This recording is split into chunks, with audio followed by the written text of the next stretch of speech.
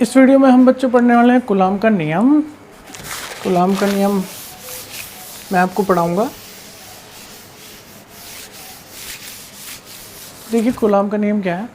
हमने देखो जब आवेश पढ़ा था तो हमने आवेश की एक प्रॉपर्टी पढ़ी थी कि समान आवेश एक दूसरे को प्रतिकर्षित करते हैं और विपरीत आवेश एक दूसरे को आकर्षित करते हैं। तो अब अगर किसी वस्तु को आकर्षित करेगा तो नेचुरल सी बात है, या प्रतिकर्षित करेगा नेचुरल सी बात है कि उनके बीच में कोई ना कोई बल काम कर रहा होगा। और आवेशों के बीच में जो बल कार्य करता है उसे हम कहते हैं वैद्युत बल, स्थिर वैद्युत बल। ठीक है, और इसके बारे में हमें कूलाम ने बताया था और कूलाम ने जो नियम दिया उसको हम यहाँ पढ़ेंगे कूलाम का नियम। ठीक है, तो स्थिर वैद्युत बल ही क्यों कहा गया, क्योंकि ये केवल जो कूलाम का नियम है वो स्थिर आवेशों के मध्य ही एप्लीकेबल है कि आवेश स्थिर होने चाहिए, तब कूलाम का नियम लगता है। ठीक है, तो अब कूलाम का नियम क्या है ये मैं आपको बता देता हूँ। देखो ये दो आवेश हमने मान लिए बच्चों Q1 और Q2 और इनके बीच की दूरी है R। तो कूलाम ने क्या बताया, सुनो, कूलाम ने बताया कि यदि कोई दो आवेश एक दूसरे से कुछ दूरी पर रख दिए जाएं तो उनके मध्य लगने वाला वैद्युत बल, कैसा बल, वैद्युत बल। तो जैसे ही मैं कहूँगा वैद्युत बल तो आपके माइंड में एक बात आ जानी चाहिए कि वैद्युत बल दो तरह का होगा, आकर्षण या प्रतिकर्षण। कैसा कैसा होगा, आकर्षण या प्रतिकर्षण। आकर्षण कब होगा, आकर्षण तब होगा जब आवेशों की प्रकृति कैसी होगी, विपरीत होगी, मतलब एक प्लस एक माइनस। प्रतिकर्षण कब होगा, जब आवेशों की प्रकृति समान होगी, मतलब दोनों एक जैसे आवेश होंगे, या तो धनात्मक या ऋणात्मक। ठीक है, तो कूलाम ने क्या बताया कि यदि कोई दो आवेश एक दूसरे से कुछ दूरी पर रखे जाएं तो उनके मध्य एक वैद्युत बल कार्य करता है। कैसा बल कार्य करता है, वैद्युत बल। और फिर उसने क्या कहा कि जो उनके आवेशों के परिमाणों के गुणनफल के समानुपाती, आवेशों के परिमाणों के गुणनफल के समानुपाती, बीच की दूरी के वर्ग के व्युत्क्रमानुपाती होता है। ठीक है, तो आवेशों के परिमाणों के गुणनफल के क्या होगा, समानुपाती, बीच की दूरी के वर्ग के क्या होगा, व्युत्क्रमानुपाती। तो उसने बताया कि जो उनके मध्य बल कार्य करेगा F वो समानुपाती होगा किसके, आवेशों के परिमाणों के गुणनफल के। ठीक है, और बीच की दूरी के क्या होगा, वर्ग के व्युत्क्रमानुपाती, बीच की दूरी के वर्ग के व्युत्क्रमानुपाती होगा। ठीक है, मैं एक बार फिर से रिपीट कर देता हूँ। देखो यही आपको लिखना है, क्या है, कूलाम के नियम अनुसार यदि किन्हीं दो आवेशों को एक दूसरे से कुछ दूरी पर रख दिया जाए तो उनके मध्य कैसा बल कार्य करता है, वैद्युत बल कार्य करता है, जो आवेशों के परिमाणों के गुणनफल के क्या होता है, समानुपाती, और बीच की दूरी के वर्ग के व्युत्क्रमानुपाती होता है। ठीक है, सही। अब अगर आप समीकरण 1 व 2 को मिला के लिखेंगे, समीकरण 1 व 2 से, तो F समानुपाती Q1 Q2 upon r square, F समानुपाती Q1 Q2 upon r square. अब समानुपाती का चिन्ह यहाँ से हटा देंगे तो क्या लगाएंगे, कांस्टेंट। अब यहाँ ध्यान से बच्चों आप देखोगे कि यहाँ कांस्टेंट है 4 पाई एप्सिलॉन नोट। ये क्या है, एप्सिलॉन नोट बोलते हैं इसे, 4 pi epsilon naught Q1 Q2 upon r square. जहाँ 4 पाई एप्सिलॉन नोट क्या है, एक नियतांक है, समानुपाती नियतांक है, और एप्सिलॉन नोट क्या है, निर्वात की वैद्युतशीलता है, निर्वात की वैद्युतशीलता। और इसकी वैल्यू कितनी होगी, 8.85 इंटू 10 टू पावर माइनस 12। ठीक है, 8.85 माइनस 10 टू पावर माइनस 12, और क्या होगा, कूलाम स्क्वायर पर न्यूटन मीटर स्क्वायर। ठीक है, सॉरी,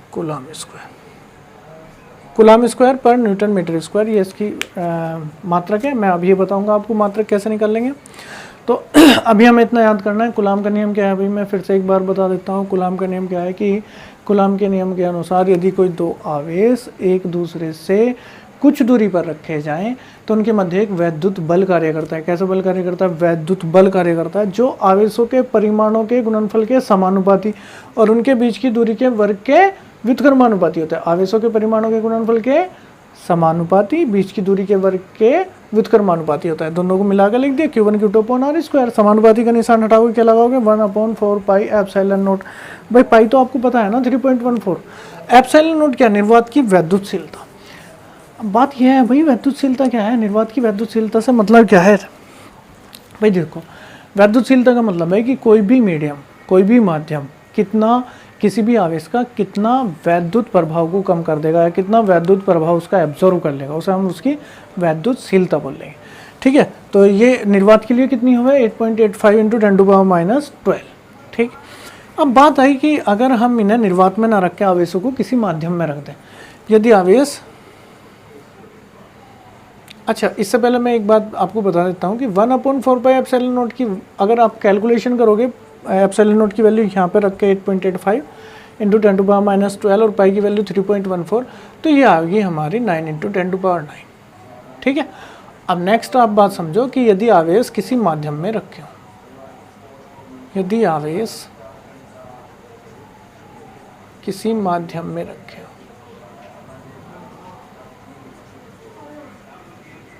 अब माध्यम में रखे हो तो फोर्स कुछ ना कुछ तो कम होगा। अब कितना कम होगा? फोर्स होगा के फैक्टर कम। के क्या है? माध्यम का परावैद्युतांक, मतलब जितना उसमें जाकर फोर्स कम होगा, Q1 Q2 upon R square, जहां के माध्यम का परावैद्युतांक है।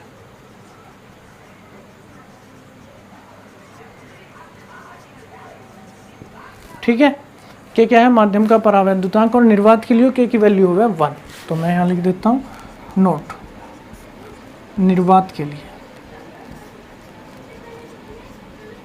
के इक्वल टू क्या होगा? 1। ठीक है। निर्वात के लिए के की वैल्यू होगी 1 होगी हमारी। अब वायु के लिए के की वैल्यू क्या होगी? बेटे वायु के लिए भी के की वैल्यू 1 होती है, लेकिन 1 नहीं होती, 1.0005 होती है, लेकिन वो 5 नेग्लिजिबल होगा, इसलिए हमने 1 ही लिख देते हैं। ठीक है।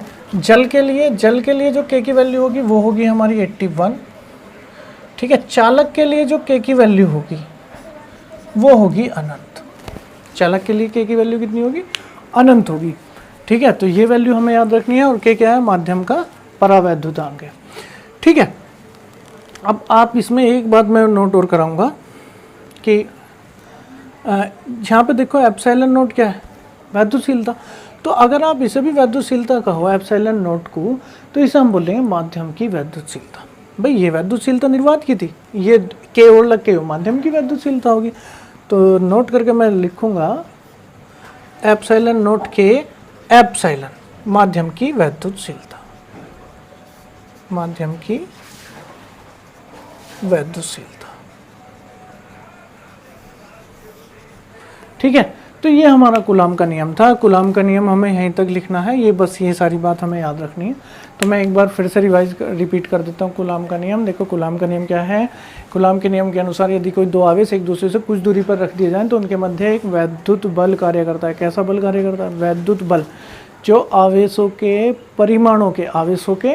परिमाणों के गुणनफल के क्या होता है? समानुपाती होता है, और बीच की दूरी के वर्ग के व्युत्क्रमानुपाती होता है। तो F समानुपाती Q1 Q2, F व्युत्क्रमानुपाती R square, दोनों समीकरणों को मिलाकर रख दिया, F समानुपाती Q1 Q2 upon R square. अब क्या करा? समानुपाती का निशान हटाया तो कांस्टेंट लगाया 1/4πε0 Q1 Q2 upon R square. ठीक है। एप्सिलॉन नोट को क्या बोल रहे हैं? निर्वात की वैद्युतशीलता। कितनी वैल्यू होगी? 8.85 इंटू 10⁻12। ठीक है। अब अगर हम इसे किसी माध्यम में रख दें तो वहाँ हम मतलब माध्यम में रखोगे, किसी भी अलग माध्यम में रखोगे तो फोर्स रिड्यूस होगा, फोर्स कम होगा, और फोर्स रिड्यूस होगा बाय फैक्टर के, मतलब के के साथ वो कम हो जाएगा। तो के क्या होगा? माध्यम का परावैद्युतांक होगा। ठीक है। और निर्वात के लिए के की वैल्यू क्या होगी? 1, वायु के लिए क्या होगी? 1, जल के लिए क्या होगी? 81, धातु के लिए या चालक के लिए क्या होगी? अनंत। ठीक है। और अगर आप इसे देखो तो इसे हम बोलेंगे माध्यम की वैद्युतशीलता। एप्सिलॉन नोट के इक्वल टू एप्सिलॉन माध्यम की वैद्युतशीलता। ठीक। ये सब आप नोट करोगे। बच्चों मैं केवल आपको वो लिखा रहा हूँ जो आपको मस्ट है, आपके एग्जाम में आपको लिखना चाहिए उस टॉपिक में। ठीक है। और आपको उसकी नॉलेज होनी चाहिए। ठीक। अब मैं बहुत देर तक कूलाम के नियम को गा जाऊँ, आधा घंटा लगा दूँ यूट्यूबर्स की तरह, या 1 घंटा लगा दूँ, और उसमें बस कूलाम का नियम आप बब्बा, और बहुत सारे आप क्या कर दो? कमेंट कर दो कि बहुत अच्छा समझाया, बहुत अच्छा समझाया। ऐसा कुछ नहीं है। अब जैसे कोरोना में अभी कुछ नहीं पता कि कब तक कॉलेज खुलेंगे, तो मेरा मोटो ये है कि आप थोड़े से समय में अच्छा सा टॉपिक समझ लें और अच्छे से अपने नोट्स प्रिपेयर कर दें, जिससे आप एग्ज़ाम में लिखें और आपको मार्क्स मिले। ठीक है। और ये मेरी दूसरी वीडियो ही है, अभी मैं शुरू करा है। काफ़ी बच्चे कह रहे थे कि यूपी बोर्ड के लिए चैनल शुरू करो, देखते हैं क्या रेस्पॉन्स मिलेगा। ठीक है। तो इसके बाद में मैं आपको बताने वाला हूँ एप्सिलॉन नोट का मात्रक और विमा।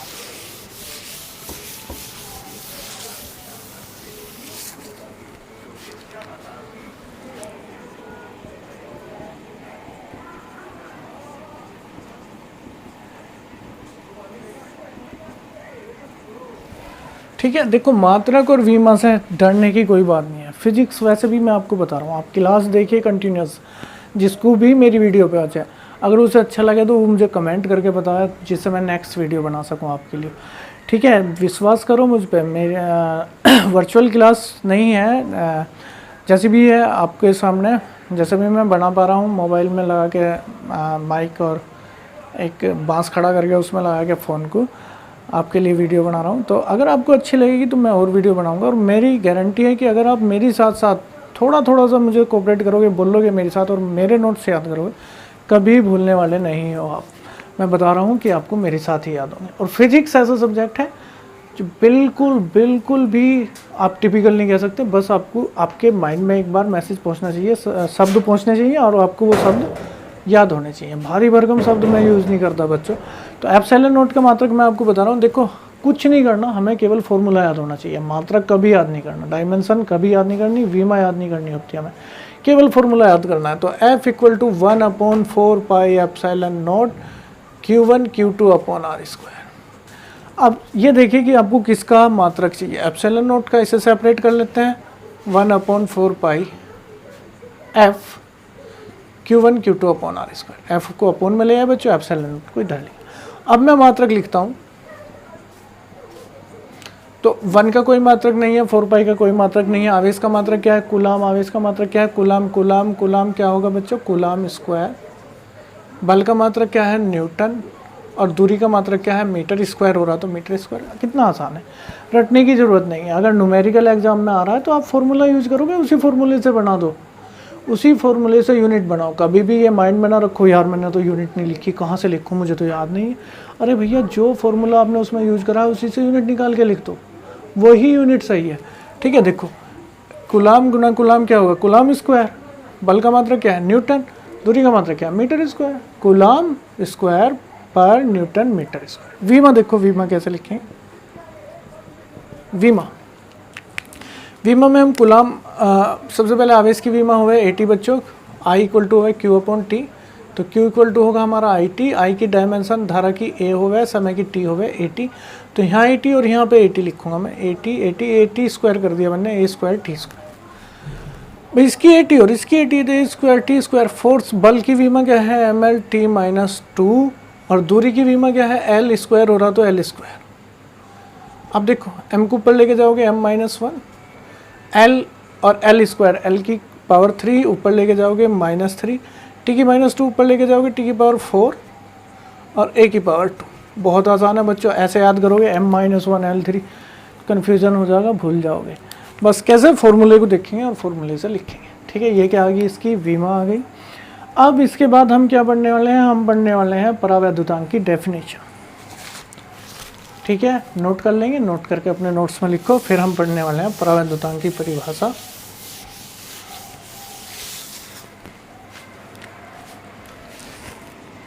परावैद्युतांक, डाइलेक्ट्रिक कांस्टेंट। तो हमने पढ़ा है, हमने मान लिया बच्चों कोई, मैंने दो आवेश लिए Q1 और Q2 और उन्हें R दूरी पर रख दिया निर्वात में।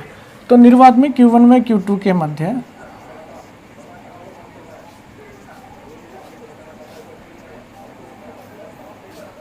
को R दूरी पर, एक दूसरे से R दूरी पर रखने पर बल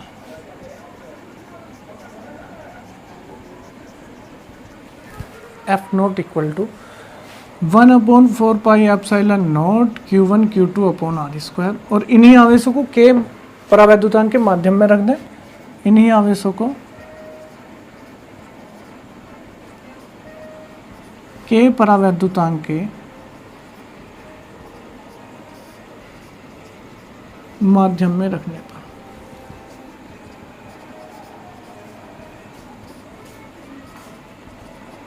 तो उसे मैंने FM कह दिया। M मतलब मीडियम, माध्यम।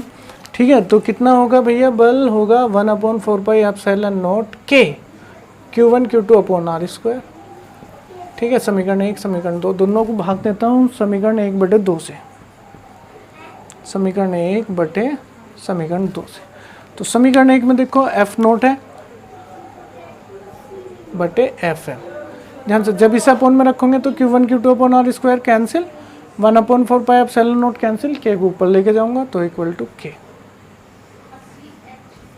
तो परावैद्युतांक की डेफिनेशन यहां से देखो, किन्हीं दो आवेशों के मध्य निर्वात में लगने वाले बल व उन्हीं आवेशों के मध्य उतनी ही दूरी पर माध्यम में लगने वाले बलों के अनुपात को माध्यम का परावैद्युतांक कहते हैं। ध्यान से सुन लो भाई, ये क्या है? आवेशों के मध्य निर्वात में लगने वाला बल है। ये क्या है? आवेशों के मध्य माध्यम में लगने वाला बल है। इन दोनों के अनुपात को क्या कह देंगे? परावैद्युतांक।